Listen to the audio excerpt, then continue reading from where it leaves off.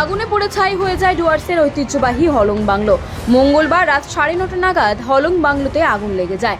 আগুনে পুড়ে ছাই হয়ে যায় বাংলোটির একাংশ। ঘটনাস্থলে দমকলের দুটি ইঞ্জিন গিয়েও আগুন নিয়ন্ত্রণে আনার চেষ্টা করে, যদিও তাতে কোনো লাভ হয়নি। শেষ পর্যন্ত পুরো বাংলোটি পুড়ে ছাই হয়ে যায় আগুনে। মনে করা হচ্ছে শর্ট সার্কিট থেকেই আগুন লাগে। জঙ্গল বন্ধ থাকার কারণে বাংলোটিতে কোনো পর্যটক ছিলেন না। উত্তরবঙ্গের মুখ্য বনপাল কথা বলেন বাংলোর মালিকের সাথে। একসময় মাদারিহাটে জলদাপাড়ায় বন্য জন্তু পাখিদের সান্নিধ্য ভোগ করার জন্য পর্যটকদের জন্য বানানো হয়েছিল এই বাংলো, যার সময় ধরলে কেটে গেছে 57টি বছর। বাংলোটি পুড়ে ছাই হওয়ার ঘটনায় দুঃখ প্রকাশ করেছেন পর্যটকের দলেরা। Bureau report, Bengal journal.